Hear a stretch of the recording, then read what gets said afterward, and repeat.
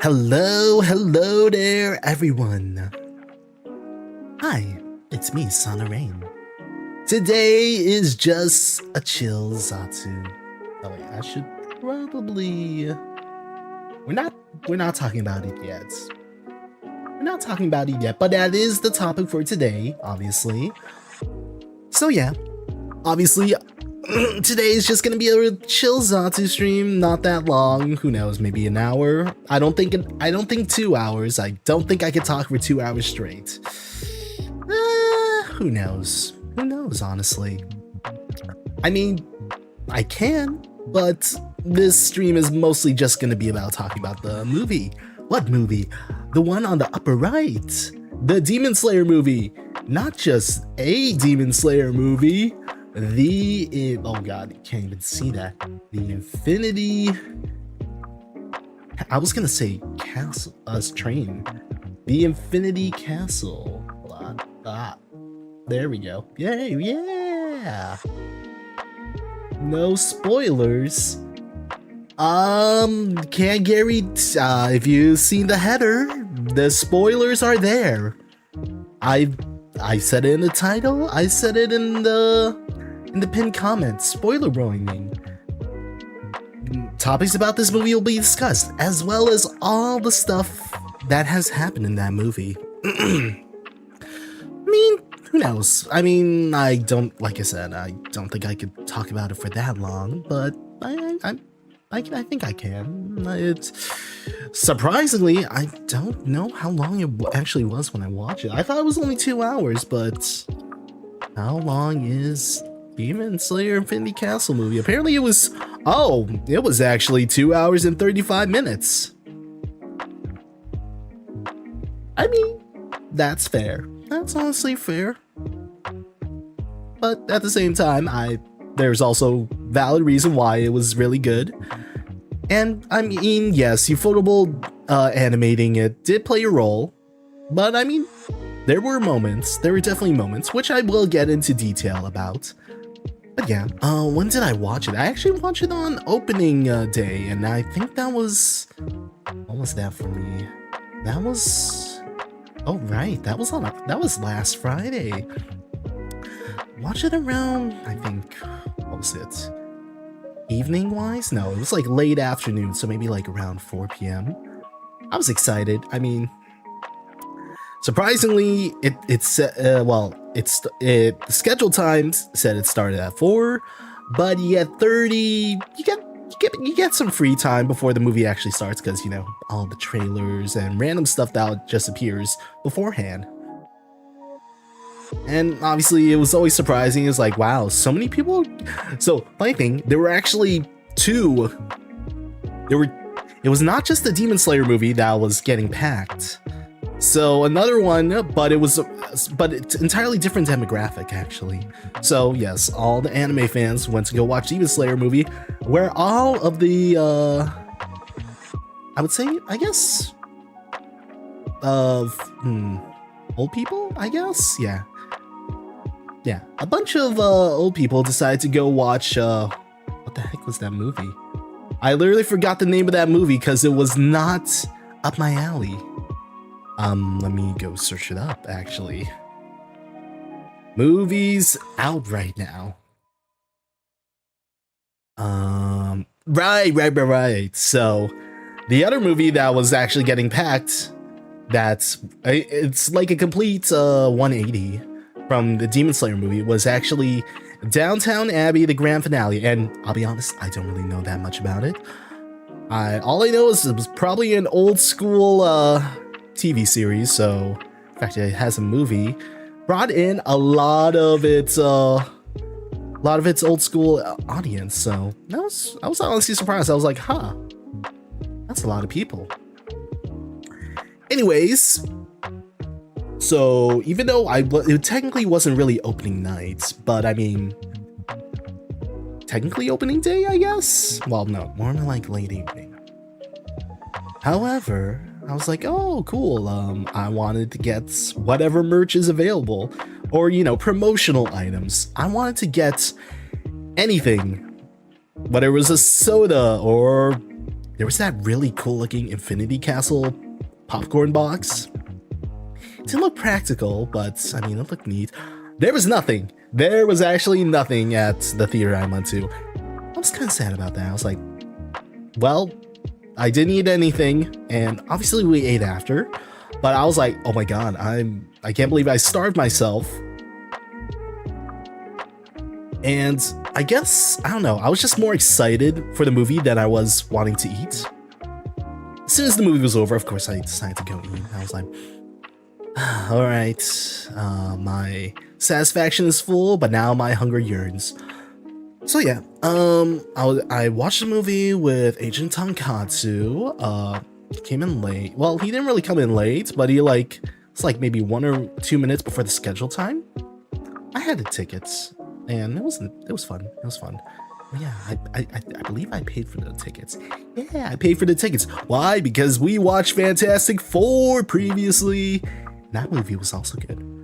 All right. So yeah, we got in. We didn't really buy anything. We didn't really. Did I start watching during COVID? No, I would say I've been watching anime before COVID. I've been watching anime since high school, maybe. To be fair, I don't watch it as much anymore. Like, surprisingly, I read manga more than I do actually watch anime. If I want to actually just watch a really good anime fight scene of like this specific manga, then I'm just like, okay, yeah. Oh, it's finally an anime series? Yeah, I'll watch this specific scene. I mean, that's kind of one of the issues that I have. I would watch like, let's say there's a new anime series coming out.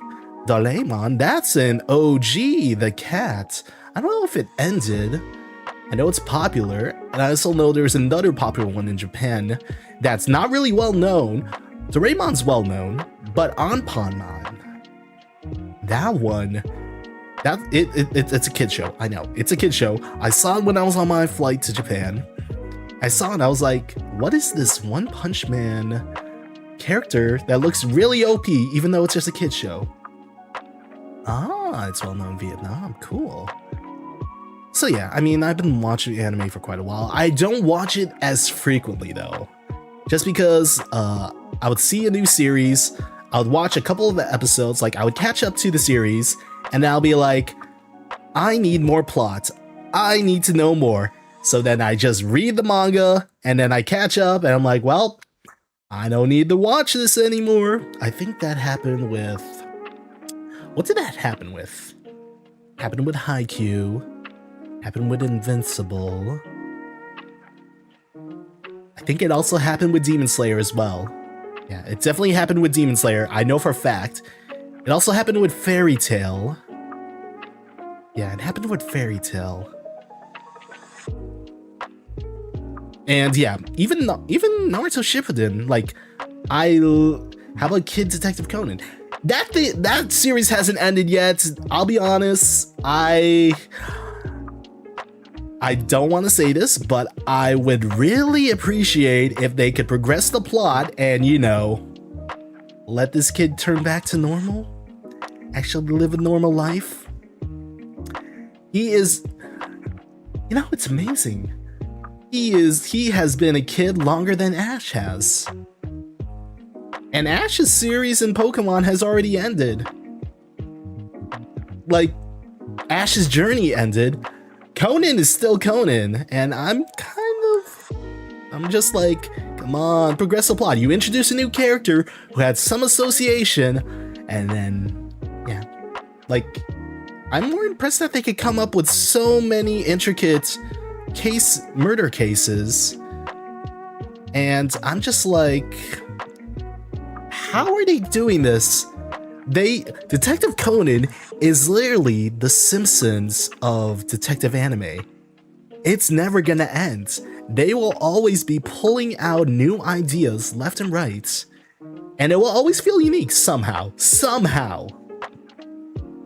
But yeah, I mean, I still like the series. Oh, speaking of which, I remember when I was when I went to Universal Studios Japan, We actually went to the Conan like event. It was like a 3D theater experience, and then I'm more impressed. The 3D graphics were great, yes. I was more impressed by the cosplay of like the actors who were doing think of the female characters, like the main girl. Like the fact that they were able to recreate her angled hair,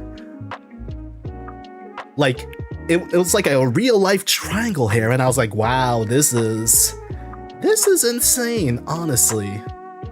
Even though he was like, no, in my mind, there's no subtitles. It's like, I can figure out the plot. They're here to get this diamond. It gets stolen. Conan kicks with a super powerful soccer ball that's somehow really durable. End of story. Detective Conan could have a Florida Man arc. It would be wild. True. How would he solve it? He'll be like, it's the man, but there's no man here, just a crocodile. The man is the crocodile. What? Yes, they fought a long time ago, blah blah blah. But yeah, oh yeah.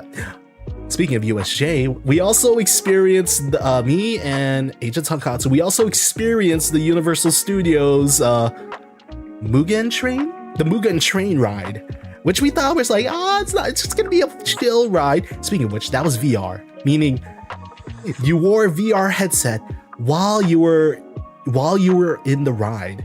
You know Kaido Kid? I know Kaido Kid. He was also in that theater experience. So in the Mugen Train one, I was like, oh, I know the plot to it. Are we actually gonna see that? And I was like, no, you're not gonna show the full movie. It's just a chill ride. Oh, how we were wrong. It was indoors, but what we didn't know when we put on the VR glasses or headsets, it was an indoor roller coaster. Yeah. I was literally holding for dear life, trying to make sure the VR headset doesn't fly off my head. And let's just say, I think I went first. No, actually no. Agent Tonkatsu went first. No, I went first. Agent Tonkatsu came out after. And we were nauseous. Like, we were like, not necessarily passed out, but like, we were just like, yeah, I think Agent Tonkatsu was like, yeah, just give me 5 to 10 minutes. And we just sat there like we just went through the worst thing ever. It was fun. Just my friend, yeah. He's also an agent that I work alongside. I guess you could say he's one of my close friends as well, but yeah. So yeah, we were just mentally drained after that Mugen Train experience. And I was just like, oh. Afterwards, we went to Monster Hunter Wild. Not Wild, just the Monster Hunter VR experience, and that was fun. I think we felt better afterwards. We also went to Nintendo World. Sorry, I'm talking about Japan too much. The Ghibli Museum. That's also pretty dope. Unfortunately, they are really strict when it comes to photos. You can't take any photos inside, unfortunately. But it was magical. I enjoyed it. I did buy a souvenir from their gift shop. I think it was a puzzle piece. Who knows? Maybe I'll make a stream of that, putting that together. They are whimsical. The food was alright. It was nice. True, there was Totoro as well. But yeah, and the anime in Japan, well, experiencing anime stuff in Japan, or just Japanese culture in general as a whole, it's magical.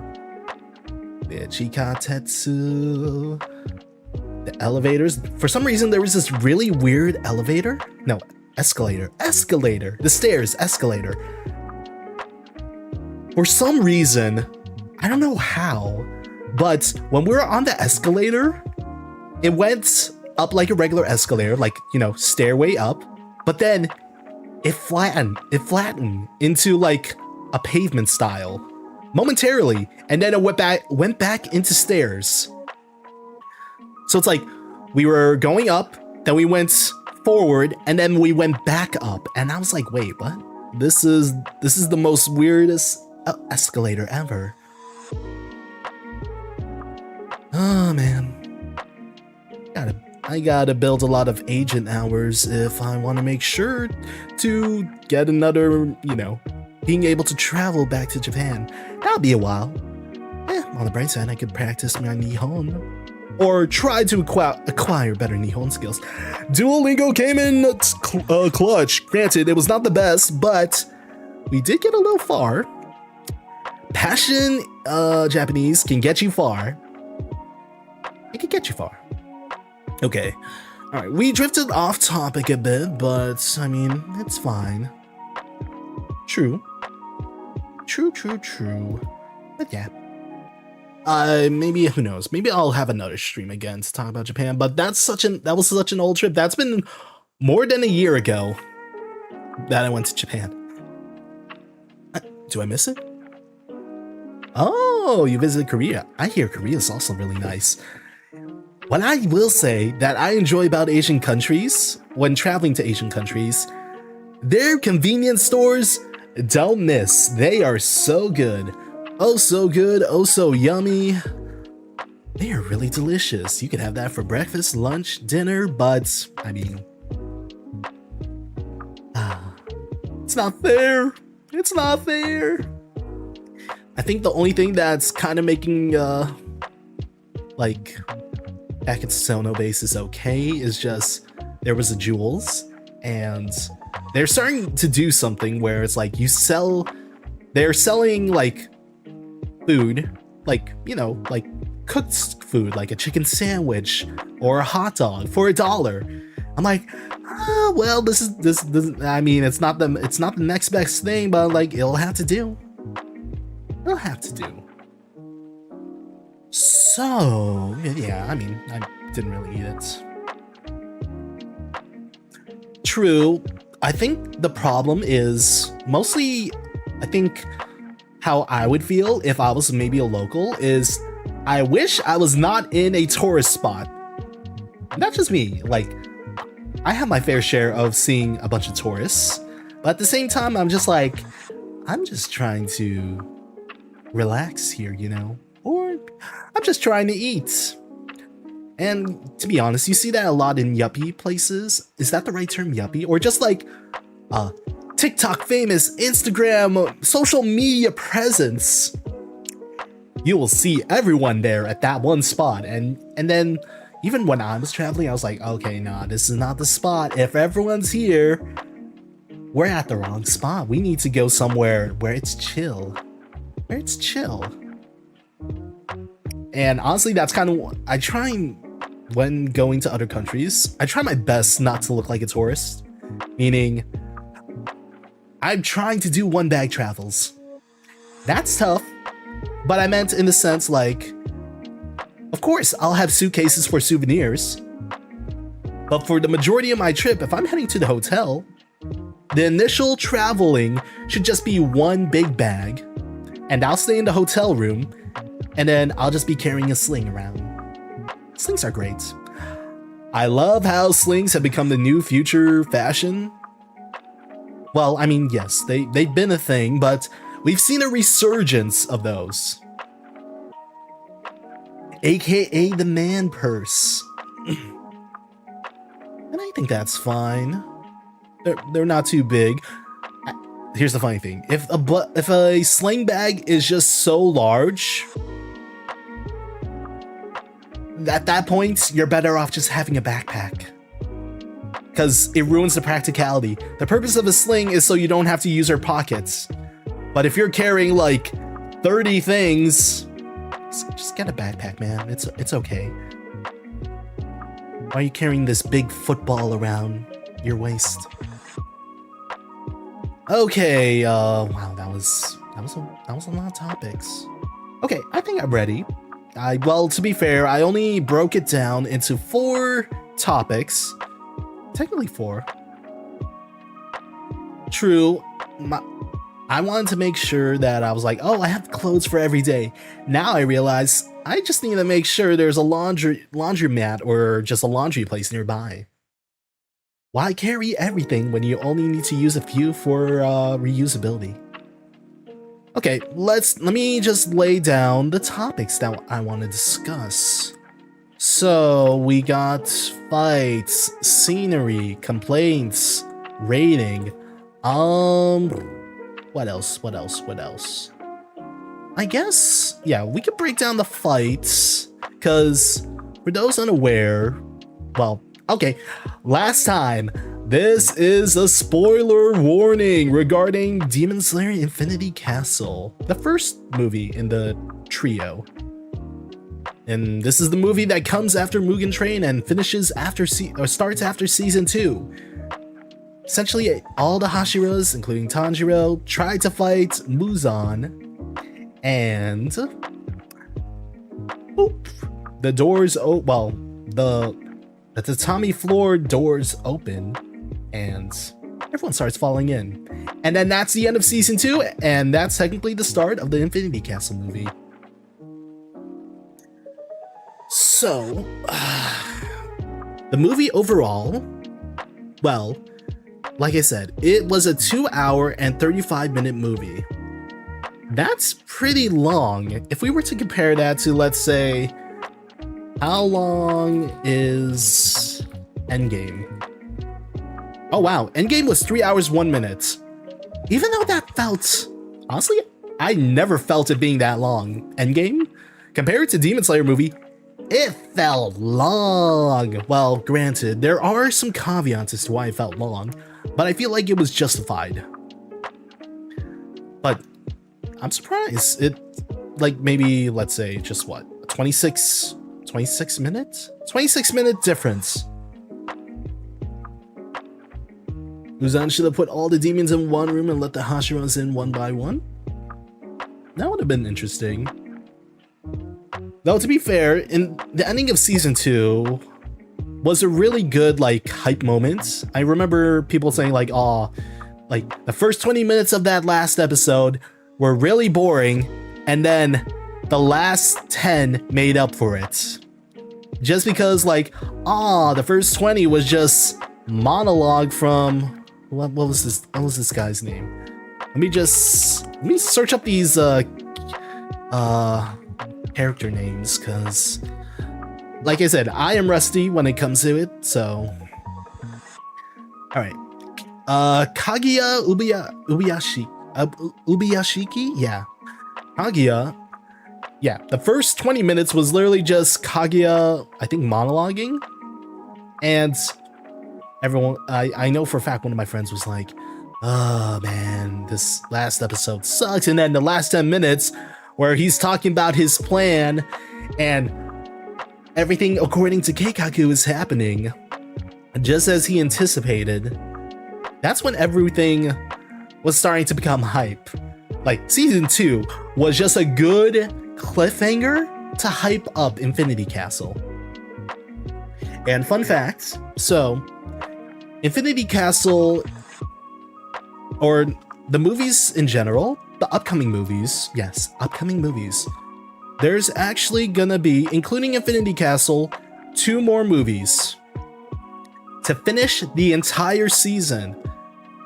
And this covers 2 arcs, Infinity Castle, and then I honestly don't know the name of the other arc. I know Infinity Castle is definitely one of those arcs. So we have 2 more movies to finish Infinity Castle and then that other arc. And you might be wondering, how can they finish it that fast? Well, to be honest, there's enough. There is actually enough. There's enough arcs. Or the arcs are surprisingly long. So that's the fun thing. That is the fun thing. Wow, there's so many characters.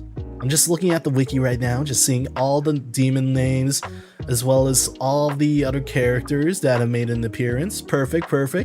Okay. That's all we need, honestly. Because, yeah.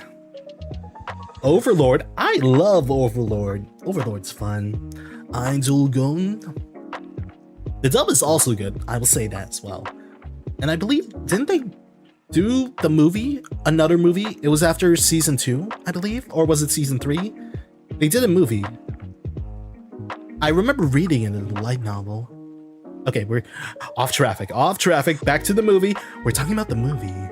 So, like I said, season 2 ends off on a perfect cliffhanger to the start. The visuals are good enough. For movie-wise, I believe they're better.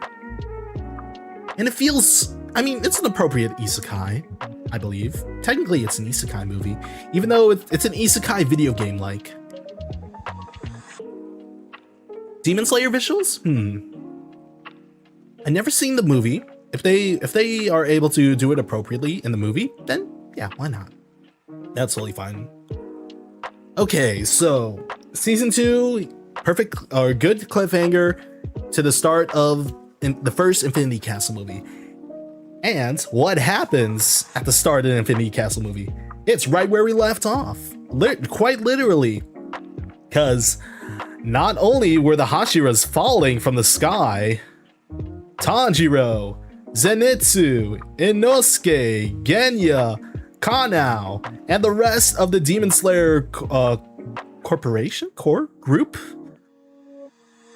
Just all the Demon Slayers within the vicinity, which is basically a lot of them since they were basically near Demon Slayer HQ Corp, yeah. So that's a lot of them. I think the only ones that didn't really fall into the Infinity Castle were the swordsmiths and the people from the Butterfly Mansion, as well as the rest of the Ubuyashiki family.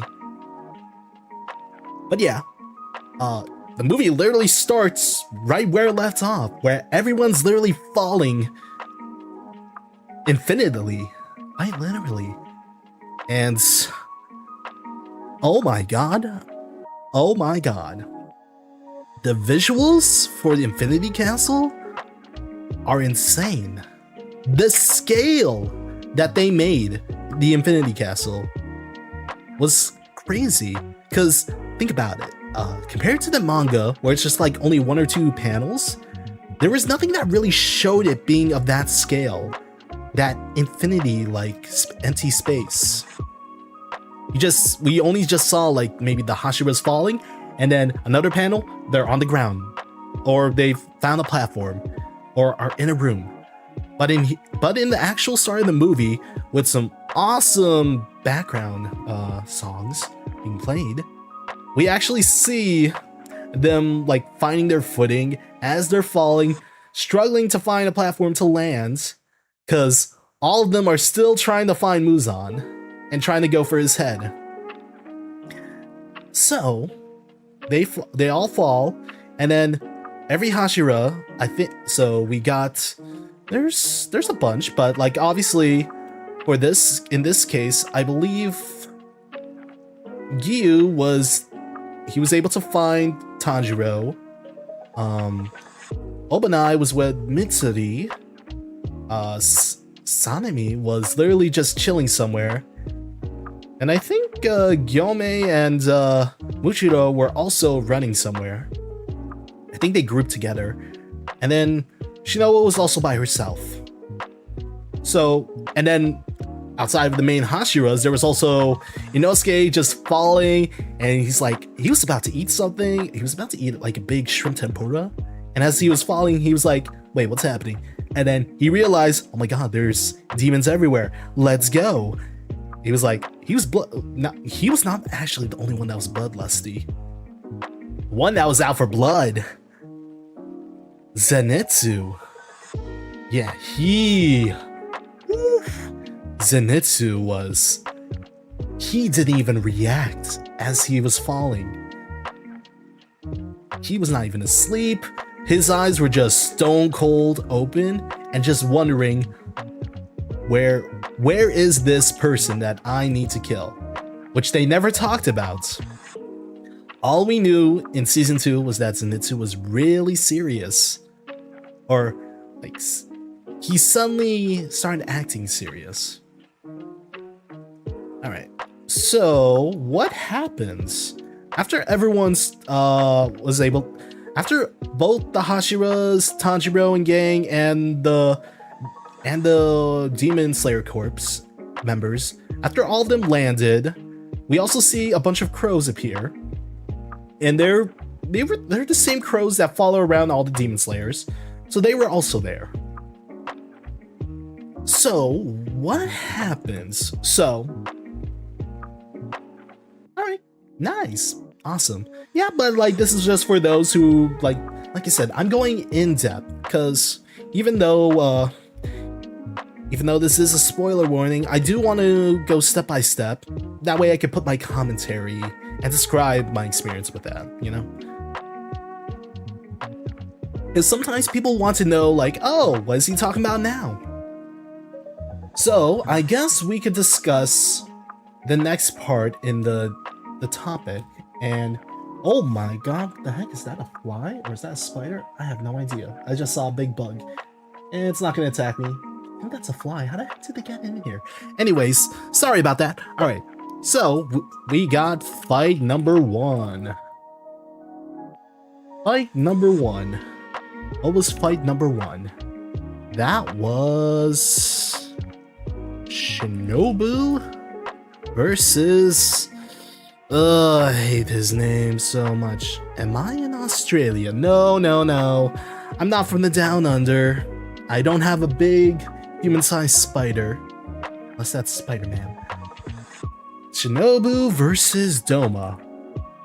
So, like I said, the movie itself goes over 3 big fights, with a little bit of side action in between.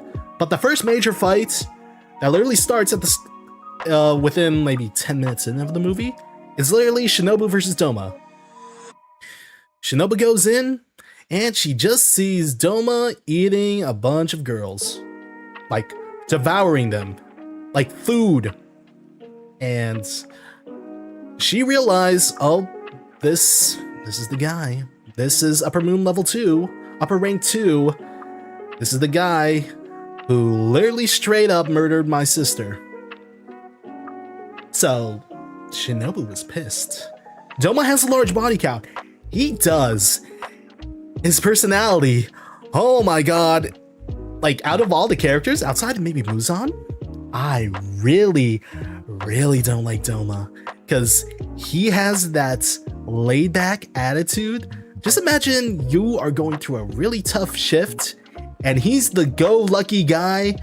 It's like, but he's not complaining. He's just like, oh, you're doing your best, good work. But you know it's not sincere.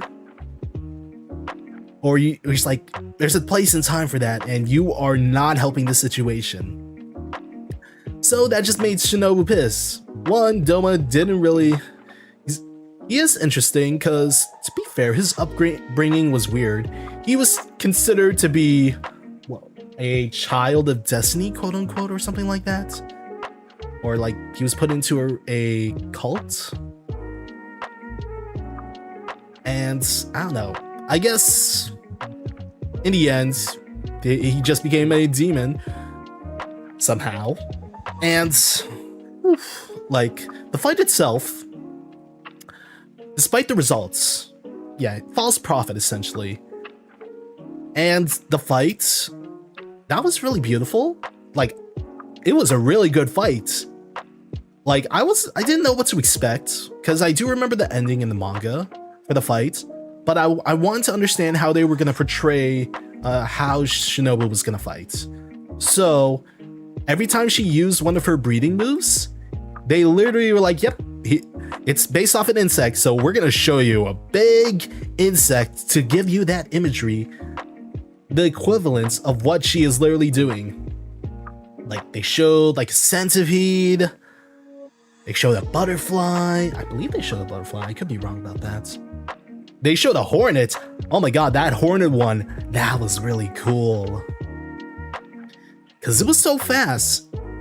It was really fast. And the fights overall were good. And I do recall when I was looking at like social media wise, that people were pointing out like the differences between the manga and the movie itself in regards to the fight. Because it was just like maybe one or two alterations to the scenery. For example, in this part, Shinobu was supposed to be over the lake rather than landing on the platform. It really didn't make a difference overall, because it was literally just, it was still good. But I do notice in some instances where they were like, oh yeah, she should have been more frightening in this scene. Granted, that initial scene where she grabs her howdy, it's like, do you not recognize this howdy? You killed my sister. And she looked pissed, like really pissed. And then Doma's just like, oh yeah, hey, I remember you now. The fight itself, it felt literally at the start of the fight, like Shinobu got some good hits in, because you know she's a poison user. But literally the start of the fight felt so. It felt so not necessarily one-sided, but it just felt unwinnable for some reason. Like before the fight even starts, she tries to save one of the girls. In the movie, the girls turned it to sashimi, but in the movie, she's just cut up and she bleeds to death. So it's just like, it already felt like really unwinnable just based off how fast Doma literally showed his skills before the fight even started. And then as soon as Shinobu got her initial poison in, like we see the effect kicked in, but compared to when she used it against one of the spider demons back in season 1, it did nothing. Like it showed like, oh, poison. Okay, I cured it. And it sucks. That really sucks. One of your initial, like, one of your main fighting styles, the thing that makes you unique, doesn't work on the main person that you're trying to kill. Granted, I thought it was cool that she's able to change her poison on the fly, create new concoctions with her scabbard, but it really felt unwinnable for that fight. However, the best parts were literally when she was pushed to a corner every time that she kept trying. And that was really cool because it was like she's being pushed to the breaking points where she has to innovate, and she kept innovating a bunch of times. Obviously changing up the pace with a different type of breath move. However, obviously, in the end, like, Doma won, and oh man, it felt really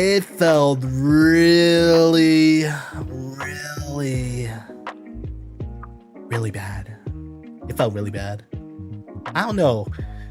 Doma just like struck a nerve in me when I was watching it. Literally the ending, the hugging scene. I was like, ugh. Basically, he was like, you did a good job. You know what? You earned you earned my respect, and for that, I will absorb your body. And you only see the back of her head. The back of her head and body as it's like merging with Doma. Well, before that though, like as she's getting crushed, what was her name? Kanao appears, and then Shinobu makes one last like hand signal to like give a quick message to Kanao before the fight ends, you know. And that's the end of the first fight, and that fight was good. It was a good initial fight. Sure, it ended on a loss, but I thought it was fine. What I like about these fights, and you will notice this a lot in the like this is one of the complaints, and I'll explain this complaint. Each of these fights technically follow a similar formula. Obviously, the results are different, but each fight throughout they always contained fights or like fight scenes, like fight animation, and then in between those would be literally a flashback or a monologue. People are complaining about that a lot, and I understand, but at the same time, that's literally how the manga was. Sure, they had to throw out a few panels, which they actually did in the movie, but that's the formula it was, and it makes sense in certain fights, which we'll get back to. So, yeah, Shinobu versus Doma, that was literally a good start of a fight, or like a good, yeah, that was a good first fight in the movie. And then let's take that out. So, what was the next fight then? I believe after that fight, we actually get a little bit of like scenery from other like characters. Just like, I think it was just a bunch of Demon Slayer Corp members just fighting all the demons, or like you'll see random groups fighting the demons. And then you'll see the crows again, because the crows, oh yeah, thank you so much, Rena. Yeah, all good. Right now we already finished talking about the first fight with the Shinobu versus Doma, man. Yeah. Oh yeah, I should probably rank that fight as well. That fight overall, I would say that was a good start. Maybe an 8 out of 10. 8 out of 10 for that fight. I don't know, it felt like it could have, the visuals when it came to Shinobu's fight were really good. Like, especially how they were showing her insect breathing.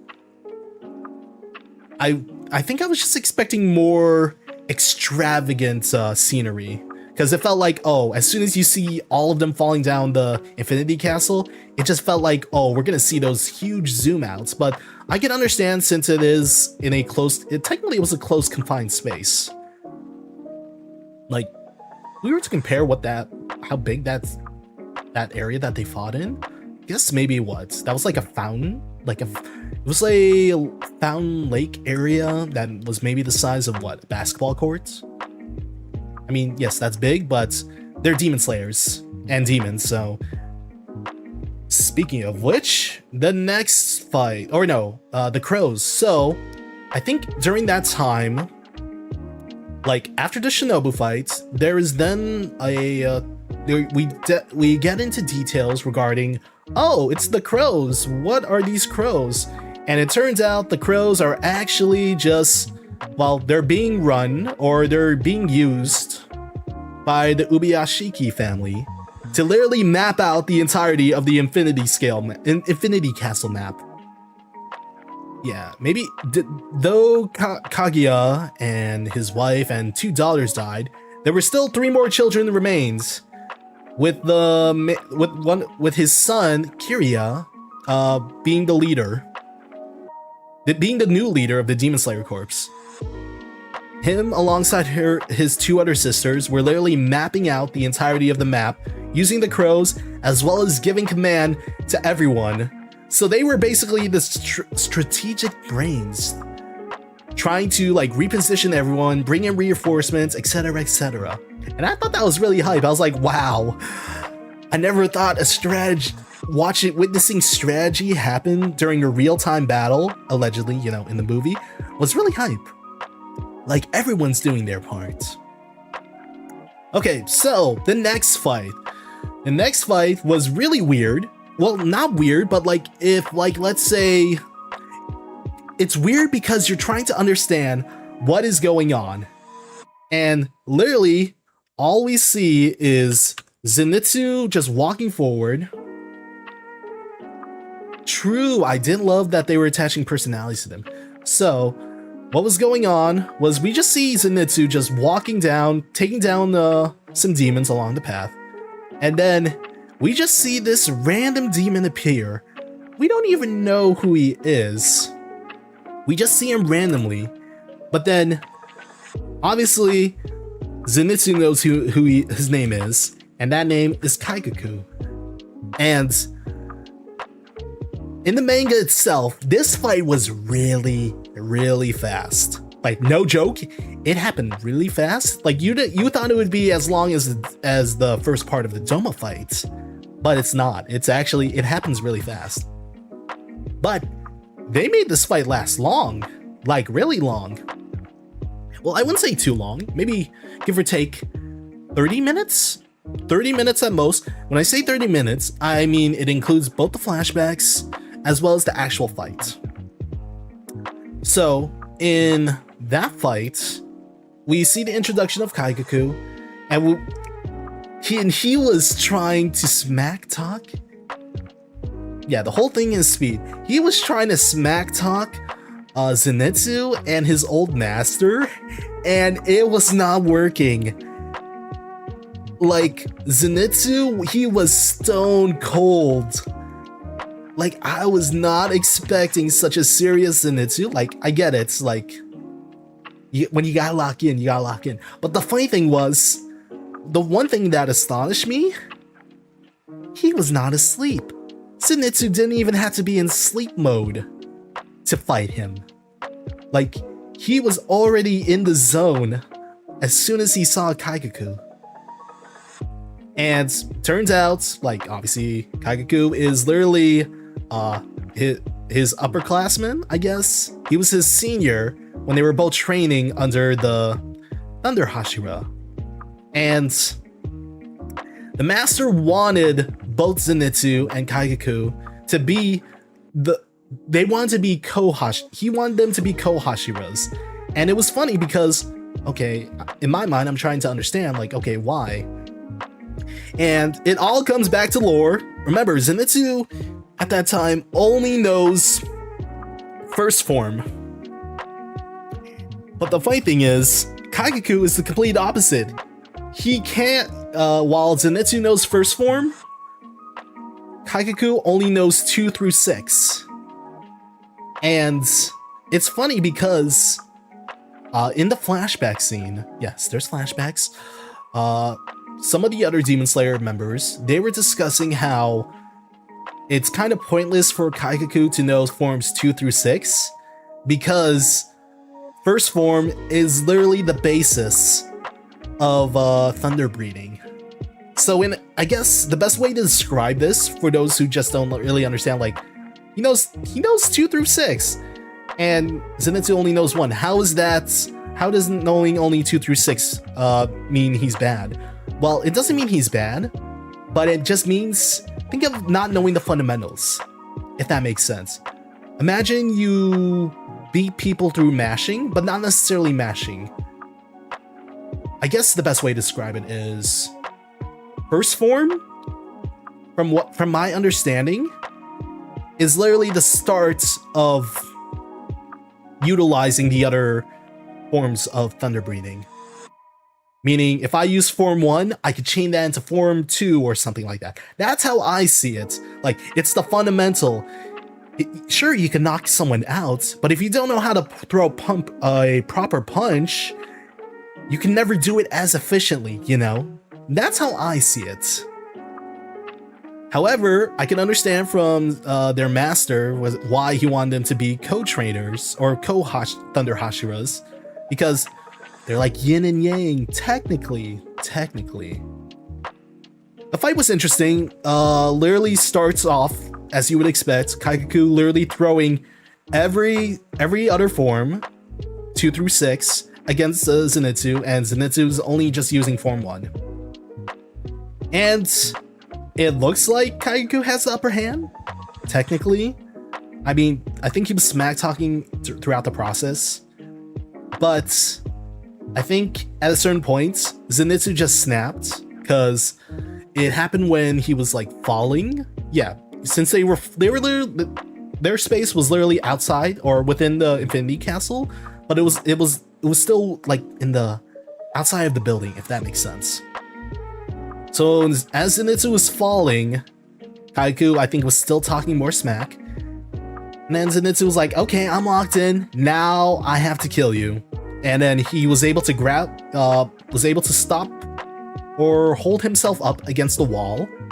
And as he was, like, dragging down on the wall, you get to see some peak cinema action where they zoom out, you see some 3D, you see a bunch of figuratively lightning appearing all around him, because guess what? Zenitsu has another form of breathing. but it's not 2 through 6, and it's not 1. It's a form he actually came up with himself. Form 6, or Breath 6? I think that's what it's called. And what was that move? I forgot the name.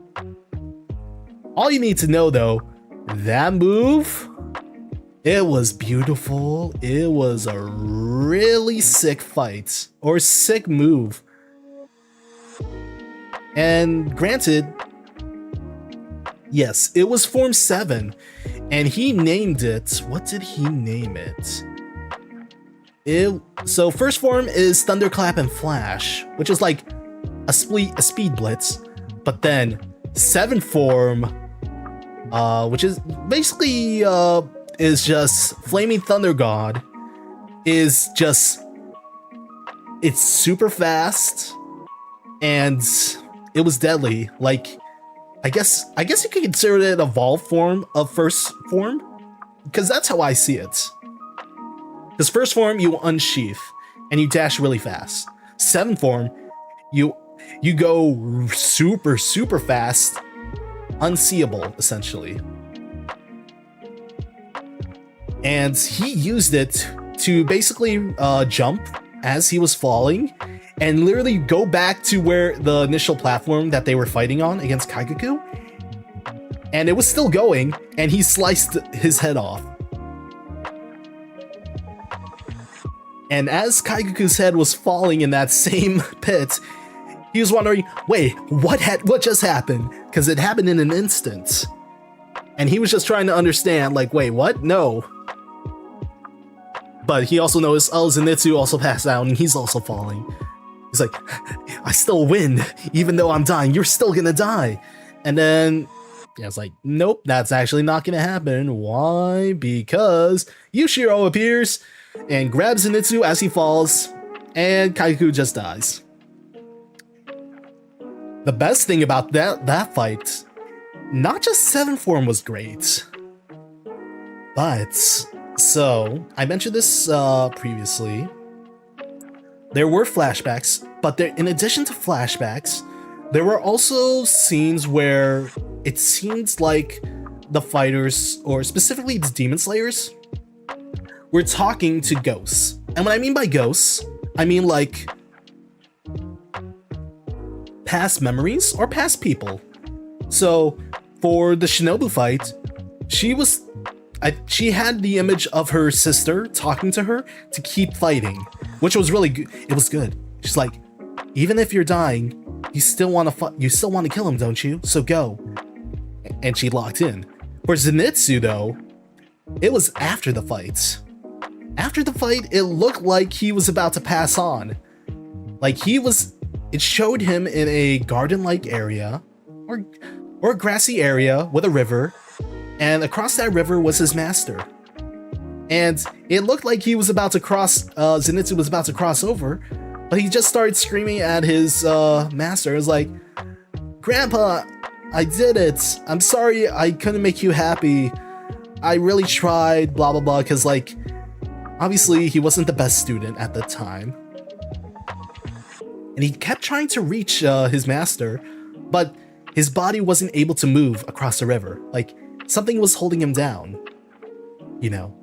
And the part that got us in that fight, the ending of that fight, was his master finally talking. And what he said, it was so good. Because you just see Zenitsu crying and just trying to hear him out.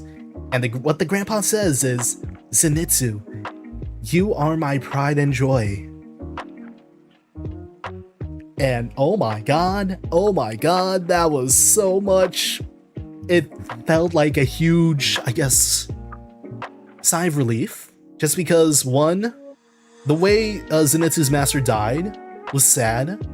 Because Zenitsu's master committed suicide, but he wasn't able to do a proper suicide. What I mean by that is, in the sense where I believe what they did is they stabbed themselves and then someone chops off their head. However, since Kaigaku was no longer in the picture and became a demon during that time, and Zenitsu was, I think, training, there was no one there, and he essentially died alone in pain, you know? However, that scene just makes it all makes it up, you know? Yeah, so their suffering isn't prolonged, and Kaiku wasn't there because he betrayed them. But I guess Zenitsu not being there was not his fault. It was just, you know, someone should have at least been there. But Zenitsu talking to his master in the afterlife, and just hearing his master say, "You are my pride and joy," I almost shed tears every time I say that, because I'm just thinking of that scene. I'm just like, oh god. Speaking of which, the scenery in these moments, they are godlike. Oh, so godlike. Specifically, those one-liners, they're so good. They are oh so good. Oh yeah, I should also mention this, since obviously we're gonna be finishing this fight soon. Remember, always find the light. True. So, what happened in the Shinobu fight, like post-Shinobu fight, before even Zenitsu and Kaiku are fighting, the crows, like, yes, the crows are strategizing as well as outlining the map, but they also make announcements and keep all the Demon Slayer Corp members updated. So, after the Shinobu fight, I believe Tanjiro and Gyu, they're notified. Everyone else is also notified about it. But you just hear, "Shinobu is dead by Upper Moon Demon Lord 2! And obviously that is gut-wrenching. I'm just like, The funny thing is, they always pin. What I love about the mapping is, like, they gave a really good visual to show how big their demonic energy was. You feel like that could have backfired in a big way? True. And honestly, I feel like those announcements, they're more of like motivators, win or lose. Because, like, one, like, if someone's announced dead, that just makes you more mad that you want to get revenge on them. And if they win that fight, that just gives you hype that these demon lords can be killed. So, yeah, the Zenitsu versus Kaiku fight was awesome. Not as long, but still a good fight. That one, I would say that was because of that literally the grandpa scene. You know what? Actually, I scratch back. I'll go back to the Shinobu fight. I'll say that was a good 9 out of 10. It wasn't an 8 out of 10, it was a 9 out of 10. Going to the Zenitsu fight, that's a 10 out of 10. That was a 10 out of 10 fight. Specifically because of the scene with the grandpa, and the fact that Zenitsu was locked in throughout the entire fight. He wasn't even asleep. Remember, in season 1, he needed to fall asleep to get into that zone mode. He didn't need to, he was ready for blood. Alright, so that was that fight. Now, the last major fight that there was. Speaking of which, after Zenitsu was saved by Yushiro was just taking care of him, and then we actually get to see some of the other Demon Corp members, Demon Slayer members. They were just like trying to protect. They were just trying to protect Zenitsu while Yushiro was taking care of him. I think one of the main ones, we actually see Murata. Yeah, Murata. He's still alive somehow. Galaxy breathing, I know. But it even showed him doing water breathing to take out one of the demons. I was like, oh, he actually knows a form. Good job. So I think we need to give the Demon Slayer Corp members a little bit more credit. Even if they're not Hashiro level, they can still slay demons. They're probably not as fast or as strong, but they everyone is putting in their work. I'm doing my part, essentially. Okay, now, yeah, they're not background fodder. Even fodder has its worth. So, this is the big one, and when I mean the big one, it was the last fight of this movie. And when I say this fight delivered, it was everything. When I mean everything, it was everything and a little bit more. You know, you got everything you wanted, and then it doubled it and gave it to you again. That's how it felt. And what fight am I talking about? I'm talking about Tanjiro plus Giyu versus Akaza. Holy moly, that fight was out of this world. The reason why? So, compared to the other fights where it was like 1v1, this fight technically had two parts to it. We see an initial scramble with Tanjiro and Akaza, but then Giyu was like, it's my turn. And it was, for the majority of the fight, not majority, but like half of the fight was Giyu versus Akaza. And Akaza, you've probably seen this meme, Akaza's like, I'm the talkative type, what's your name? And Giyu's like, I'm not giving you my name. And then Tanjiro literally said Giyu, and then Akaza's like, so your name's Giyu. I never thought a hand-to-hand fight like that versus a guy with a sword would be so good. Thank you so much for stopping by, Rayn. I hope you have a good one. Definitely watch the remainder of this on your free time, because I do want to go in detail, and if you guys want to listen to it, by all means. But yeah. So going back to the fight itself, because one, it had the ufotable charm, and what I mean by the ufotable charm, every time Ufotable does like some really godlike animation, it always has this zoom out just to show off either the environment or how big of a scale this attack's gonna be. And in this case, they decided to focus on like environment wise, like, oh, it's a water theme, or he's against the water pillar. Somehow they were able to make the castle have like a found-like area during the initial fight, as well as the scale of how far their fight was going. Like, it felt like they were running 3-4 football fields, and Tanjiro was just trying to run to catch up during that fight, while it was just Giyu and Akaza fighting straight hands throughout. And during that fight, I believe Akaza was just every slash felt like it landed, then he regenerated, the kicks, the dodges, everything landing, and then he kicked I believe Giyu really far. So then it jumps to Akaza versus Tanjiro for the next half. And then during this part, it actually, again, all these fights take place in the Infinity Castle, but the area this time, it was more like a pillar-like area. They were just surrounded by shrine pillars. And in that fight, it felt, how should I say this? Tanjiro was trying to be sneaky in some cases, but then Akaza was able to just like pinpoint and just throw hands nonstop. And then eventually we see Giyu reappear, and he's like, you bastard, you literally kicked me that far, my back hurts.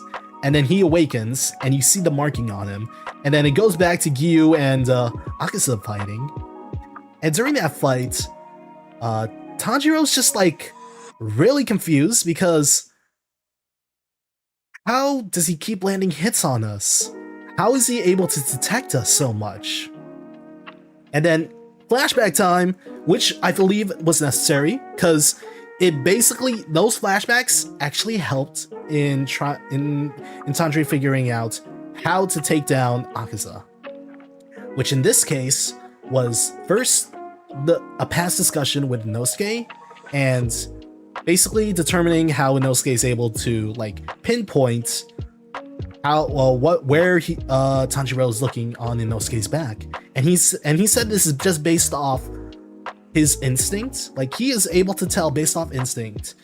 So during that case, Tanjiro was thinking, okay, so it has to be a form of battle instinct or something like that that allows Akaza to react to everything. But then it was not enough, because I believe Akaza tried to land a hit and then onto Tanjiro, and Tanjiro was somehow able to dodge it, which allowed him to click again. I was like, what just happened? I didn't have instinct that time, but what was it? What was I doing that allowed it to not feel as instinct? So we get a flashback to the past where obviously he's trying to understand the dance that his father taught him, and when he noticed is when his dad showed him for some reason his dad showed him how to kill a bear on instinct, but then he realized, oh, he wasn't even thinking about killing the bear. Instead, he was just performing a dance, and it just so happens the bear was there. So Tanjiro got the realization that he just basically, if he does the dance, like if he like just focuses on just doing the Kagura dance without any killing instinct at all, he should be able to land a good hit. And somehow, through that sheer will and focus, Tanjiro was actually able to get into the zone. And when I mean the zone, he was able to somehow, I guess, his body was able to reach peak performance and be able to analyze Akaza's body. Like, he could see through Akaza, quite literally, momentarily. And obviously, without any killing intent. So, Akaza tried to go for a hit, and then Tanjiro literally did a dodge, and it was like a one-to-one to what his dad did to that bear. He decapitated Akaza. However, surprisingly, that fight was still going, because literally during that whole process, flashback, we get to see Akaza's background. How he was basically an initial criminal. Well, not initial criminal. He was just a kid that was just trying to take care of his sick dad. But obviously that led to a life of a little bit of crime. His dad also died, but he was found and picked up by a martial artist who surprisingly is voiced by in the dub. I'm watching Japanese dub, but in the English dub, that master, the martial artist that picked up Akaza when he was still a kid, is voiced by Channing Tatum. Surprisingly. Okay, back to the story. So after he picks up Akaza, he sees his potential as a fighter, and he feels like he could be redeemed as a person. So he gives him the task, while at the same time while he trains with him, to just take care of his daughter. And what was his daughter's name? I'm looking for it. No, it can't be her name. Where is Akaza? Akaza, where are you? What was that name again? Akaza. You should be around here somewhere. Really? Okay, yeah, you're Upper Moon 3, you're Akaza. And who was your beloved? Your beloved was Koyuki! Koyuki was the martial artist's daughter, and he just wanted Akaza to take care of him. Take care of her. Because she was sick. And obviously, Akaza had experience in that in the past, taking care of his sick dad. So he took care of Koyuki, and he had a good redemption phase during that time. Like, he learned martial arts, and Koyuki also got better. And in the end, Koyuki actually fell in love with him, and she was the one that actually proposed. And Akaza felt honestly blessed. Like, his life was finally gonna be turning around. Even his master even wanted him to take over the dojo. So it's like, he was essentially gonna be set for a new life. However, as soon as he went to go back home and just like say goodbye at his dad's grave, when he returned, he received the news that both his master and his fiancée-to-be, they were not necessarily killed, but they were poisoned. So that was just, imagine everything happening. Just imagine your life was about to be turned around and it just disappears in an instant. And this basically was the breaking point for Akaza. Or he's not Akaza. What's his actual name? Technically, his name is Hakuji. Hakuji Sayama. And Hakuji, he didn't take that kindly. Who poisoned him? Well, it was actually a neighboring dojo that focused more on Kenjutsu. And he was pissed because it was someone from that dojo that poisoned their... Because they knew they couldn't fight them because they were that good, like martial arts wise. So they took the weakest route, and that is why Akaza hates weak people. He hates weak people who take the easy routes.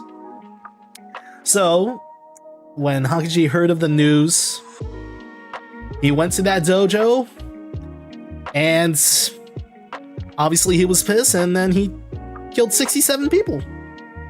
67 sword masters, I believe, over there. And once he was done, I think he was definitely empty, mentally drained, because there was nothing left for him. And he was just walking away from the mess that he made. The cops are after him, or the police were after him. They're trying to find him. But during that whole process, Hakuji encounters Muzan.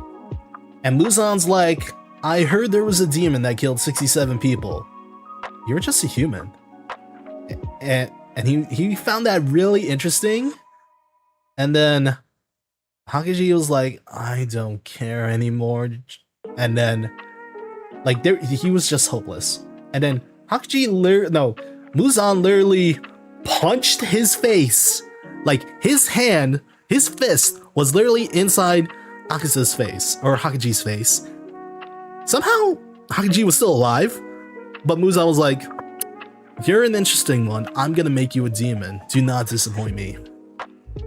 Also, I forgot to mention, during that initial fight, when he was fighting Tanjiro, Akaza was getting pissed off because he was having like flashbacks or brief moments where Tanjiro was starting to resemble his master, even though he didn't understand what was going on during that time. Because he lost his memories, mostly because of Muzan, because Muzan punched him in the face, in the brain. So when Hakuji turned into Akaza, he basically didn't remember anything. All he knew was he hated the weak and he will not kill children or women. That's all he knew. And guess why? It's because, one, you know, his fiancée-to-be, Koyuki. So yeah. Where were we? Right. So yeah, that was the flashback. But that wasn't the end of that. So during that whole process, we go back to the fight, and Akaza, or Hakuji, now Akaza, even though his head was cut, he still had that drive. And he literally was like, no, I'm not dead yet. So he tried to put his head back on his body. And it was funny. Gyu wasn't having that, and threw his sword just so he couldn't have his head. So his head just quote unquote disappeared. But then after that flashback, he was still trying to regenerate his head. The old head was gone, but he was trying to regenerate a new one. And he almost did it. He almost did it. However, that last selfless act before he was about to hit Tanjiro and Gyu, before he was about to hit them, Tanjiro dived into Gyu to like save him. That was like the last push, or that, and there was another. Tanjiro also slapped Akaza as well, which punched Akaza, which also reminded him of his master. And it was basically the final straw that made him realize, oh god, I remember everything now. Because it basically, he just understood it. He basically he regained his memories. So rather than hit them with the finishing blow with a half fully regenerated head, Akaza decided, I'm just gonna kill myself. And he just used his move on himself. He literally started wailing on his body until it was not all skin and bone, but like you could see holes throughout his body. And he felt really relieved. He was walking away, just collapsing, and then we just see him having a, not necessarily an inner monologue, but just like an inner like debate as to like, I'm done. He hit me with the, I lost beautifully. I'm ready. And out of nowhere, you just see Muzan appearing. Is like, what do you mean you're losing? Get back up and fight. And then out of nowhere, not only did he get to see both his dad, his master, like they were both saying, you did enough, you're good. We can't bring you to heaven, but we forgive you. And then Muzan's like, nope, get back in there and fight. Even though Akaza's like, I'm done. Right after Muzan, Koyoki appears. And she puts her hand on his cheek, and she's just like, you've done enough. It's good. And holy moly, as soon as Hakuji appears, and remember, Akaza remembers everything at that point. She remembers she loved him. She remembers all the time they spent together. Immediately, Akaza goes back to no longer being Akaza. He loses his demonification and turns back into Hakuji. And he just starts crying and just hugs Koyoki, just saying, please forgive me.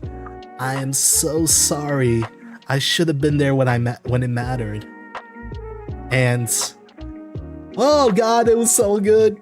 It was too much. The reason why was because she hugged him back and was literally just saying, I'm just glad Hakuji is back. And literally, I'll be honest, I'm kind of shedding tears right now. It may not look like it, but the visuals in that scene, even in the fireworks scene in the flashback, it was also good. She also confessed around that time as well. But literally, like, the embrace of Hakuji with Koyoki, and then Koyoki saying, welcome back, my dear, my beloved. Oh my god. It was too good.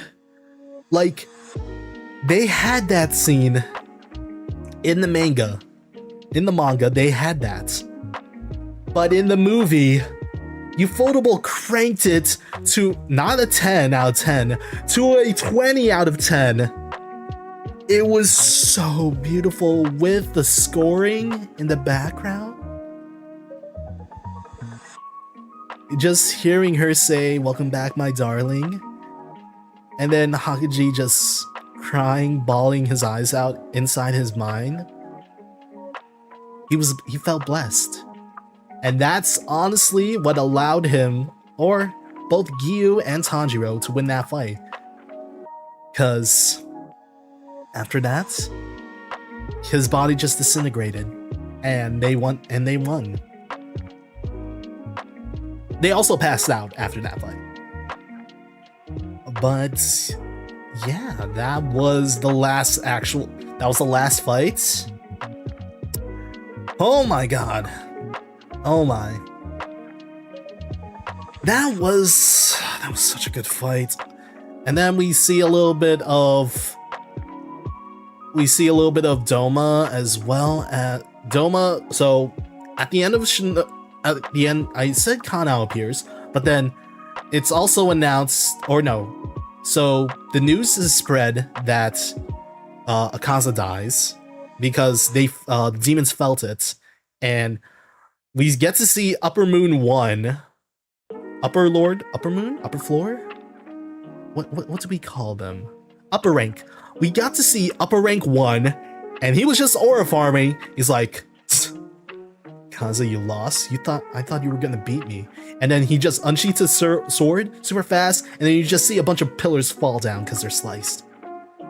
And then Doma's just like, oh, what? Akaza died? You gotta be kidding me. But yeah, so that's their reaction. And honestly, you can tell that the next fight with Doma is obviously gonna be what's her name? Kanao.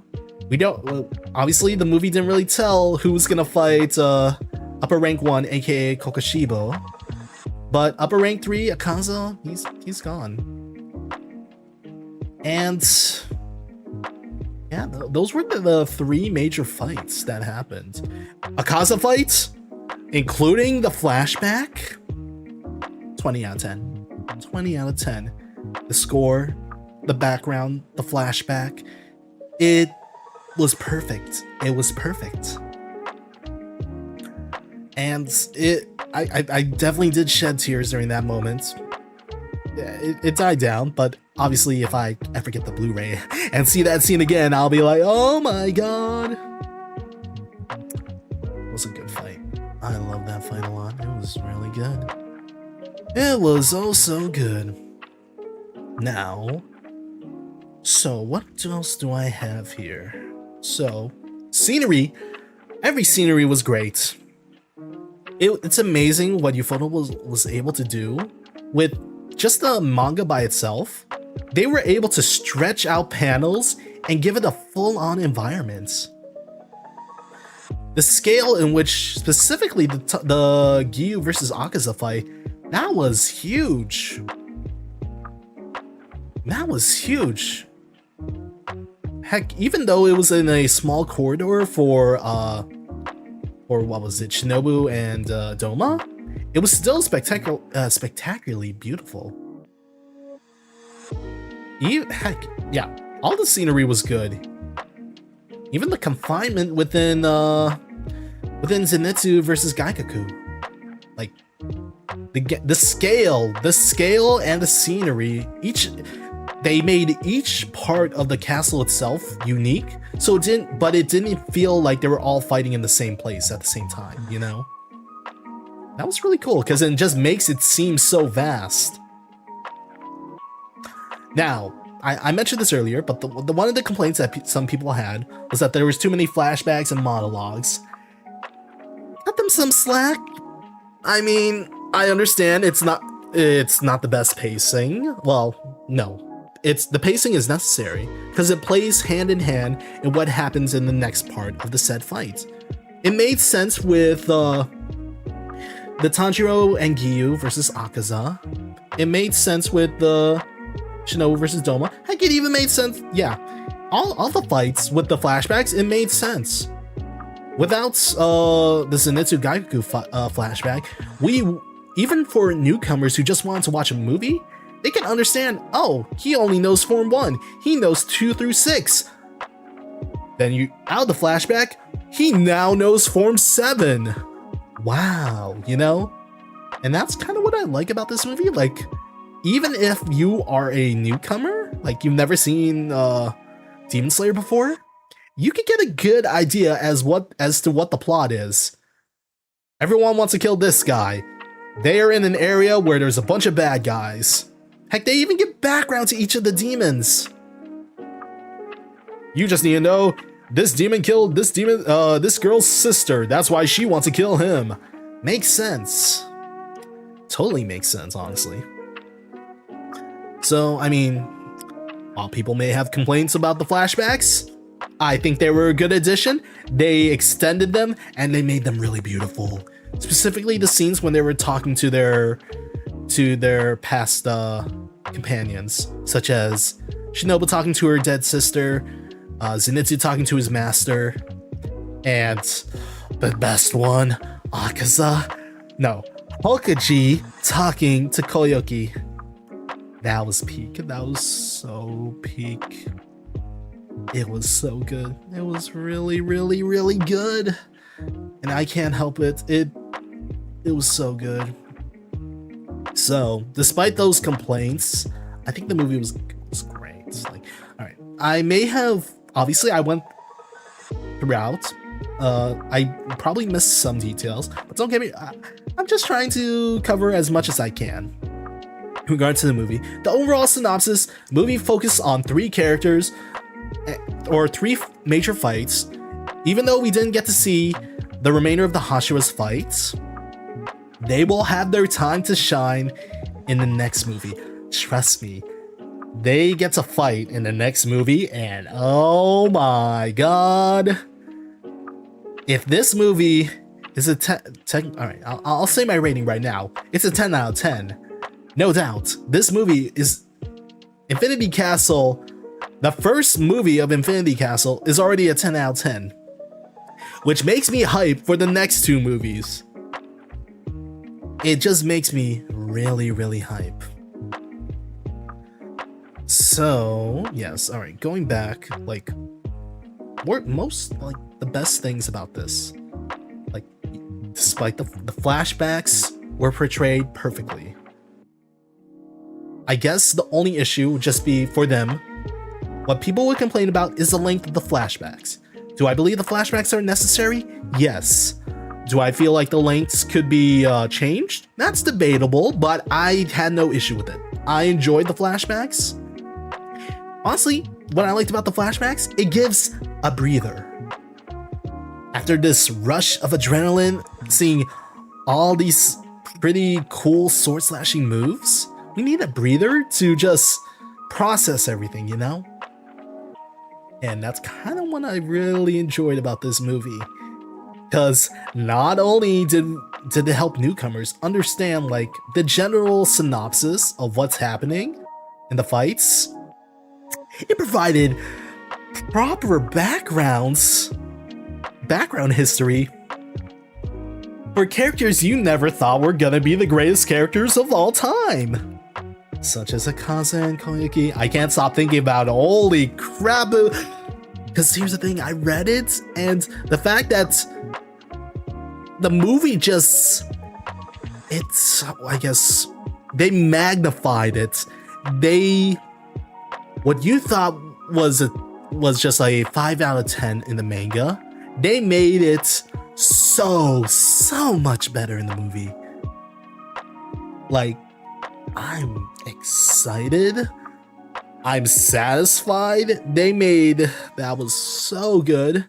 And honestly, I'm excited to see how they're gonna finish these arcs in movie format. Because what they might probably do, and what I heard that they did for the Mugen Train, apparently they did bring it to the anime series.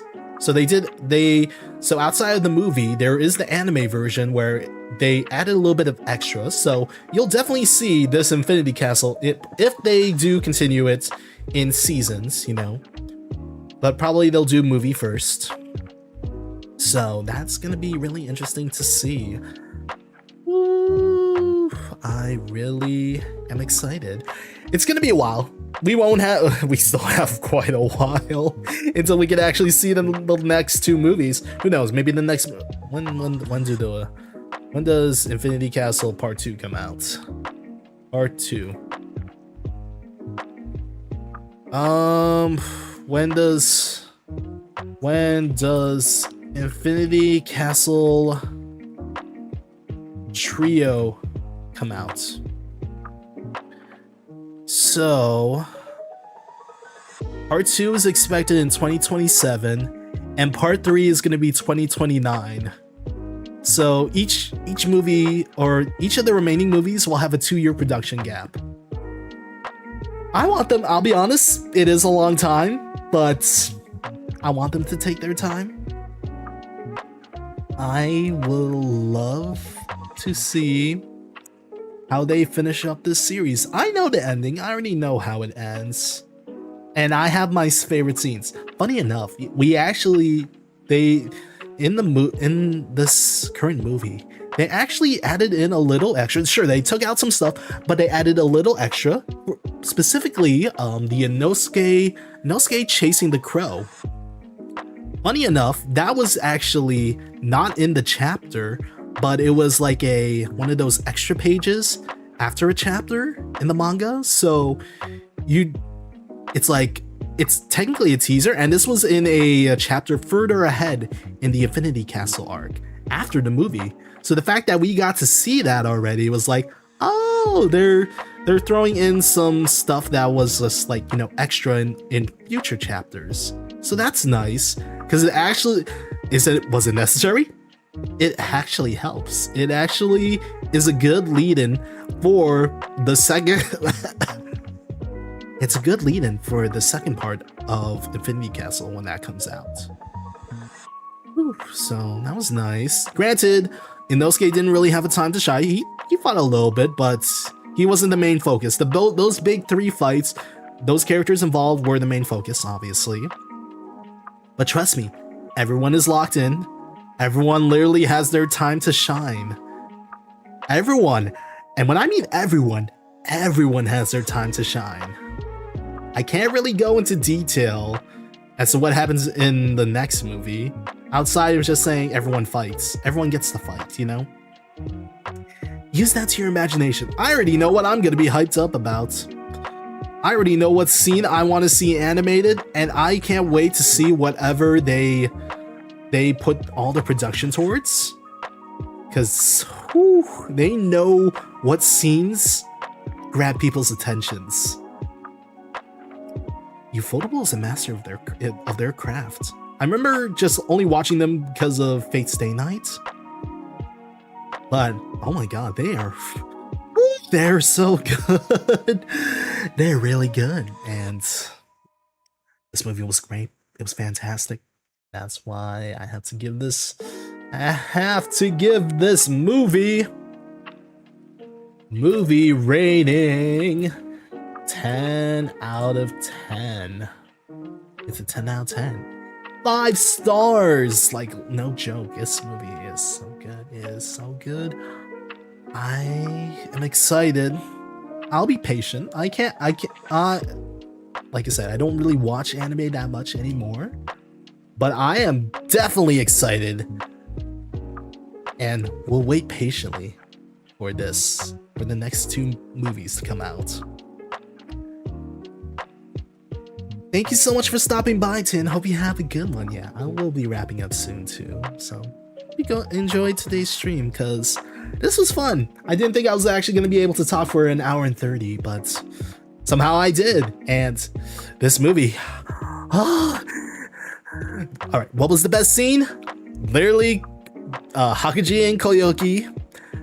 What was the second best scene? Zenitsu and his master. Maybe I should, yeah. Actually, what was the best scene of each fight? Literally, all I'm saying is the flashback, or no, I guess no. Technically 7th form was more hype. 7th form was hype, and the insect breathing, oh my god. The insect breathing was really beautiful in that fight. The initial scene where we see Shinobu being pissed off, that was beautiful. Like, that was the best scene for that fight. Best scene in Zenitsu versus Kakuji, 7th form. 7th form was pretty dope. Best scene in the Giyu and Tanjiro fight versus Akaza was the Hakuji and Koyoki reuniting. That was my favorite scene. Oh man, movie's great, and I can't wait to see more. All right, so that's it. Yeah, I think that's it. I don't really know if I could talk more about this movie, but it's fine. I'm excited. I can patiently wait, just like how Koyoki patiently waited for Hakuji to return. I will wait for Demon Slayer to return again. I'm excited. I'm excited. I gotta rewatch that scene. That scene's so good. It struck a nerve similar. Okay, this is the worst similarity to compare it to, but there's not that many movies where I like shed tears. One of the movies I literally shed tears for was the Adam Sandler movie Click, and that was literally when he's an old man trying to reach his kids from the hospital, and he's like about to die, and he's literally like he's doing his best to like basically say his goodbyes, and he hands his old ex-wife a note saying, oh, basically what he did to confess to her initially, he did the same thing, and then he passes. And then I was just bawling my eyes out because that was such a good scene, and it's basically equivalent of that. Yep, I'll admit it. That's the Koyoki and Hakiji scene. It's the equivalent of the Adam Sandler Click movie, and that's a good thing. That's a compliment. That is a compliment. Okay, yeah, that was that, and that was fun. I enjoyed it. It's funny because I don't really get to geek out, I guess, or nerd out on my interests that much, but this movie was so good that I just had to talk about it. I just had to talk about it. It just came out. It's still out in theaters. What are you guys doing? Go watch it. Go watch it, or just wait for the anime to convert it into the series form. That's okay too. But I hear it's number one globally. I hear it's number one globally. So why not give it a shot, you know? Is it good for newcomers? No, but you'll get a good understanding as to the plot of the movie. You don't really need to know that much, because there's enough flashbacks for you to understand the plot, or the initial plot of what's happening between each of these fights. Yeah, honestly, that's the best thing about, oh no, the scenery, the scenes, the one-liners. They're so good. They are so good. Oh, so good. Anime fans are eating good. They're eating good in 2025. And we will be eating good in 2027 when part 2 comes out. Hopefully. I mean, I'm hopeful. If not, I can patiently wait. Right. Enough rambling. I think this is a good place to stop. I did mention this before. After this week, I will be going on a quote-unquote 2-week break. We'll see how I feel, but let's make the most of this remainder of the week. I still need to make a membership posting. I do apologize. I'll be making that soon. But yeah, I'll probably announce it as well in the public post. Still got one more stream this week. Friday, we're going to continue with Silksong. It'll be a long stream. Yeah, it'll definitely be a long stream for that one. I have some free time for that, so I can actually take my time with Silksong. Even though these past 2 streams were short, they were fun.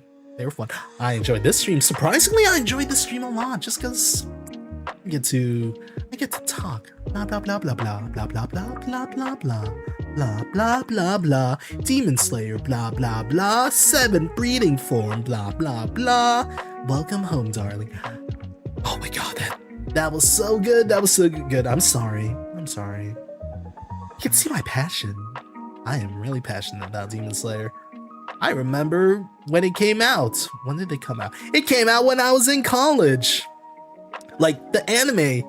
And now we're finally reaching the final phase. It's crazy. No, did it come out in high school? Wait, did it come out in high school? No, it definitely came out in college. I do remember it being announced in college. Anyways, that's gonna do it for me today. Friday, we're gonna continue with Silksong. I don't know if we'll beat it, but we'll see what happens. And then definitely I'll most likely be going on break at that time. That's okay. Let's make the most of it, you know? Yeah. So I hope you guys enjoyed today's stream. This was new for me. I never thought I would be talking about an anime movie in a Zatsu stream, but it was fun. I enjoyed it. I hope you guys enjoyed it as well. So I'll see you guys on Friday for Silksong. Yeah? Awesome! Alright, I'm gonna go. I got some iced tea and I want to lay down and rest. This agent has missions he needs to take care of, and he has to wake up early for that. But I'll be fine. I have enough time. Oh yeah, definitely. Alright, I'll see you guys soon, okay? Whoever came by to watch the stream, thank you so much for watching. Whoever's watching this as a replay or a VOD, I appreciate you guys as well. As long as you guys are enjoying yourself, that's all that matters to me. My name is Sono Rayn. Hope I made your day a little better. I'll see you guys soon, okay? Bye-bye, bye-bye. Thank you so much for watching, and away we go. Wow. Bye, everyone.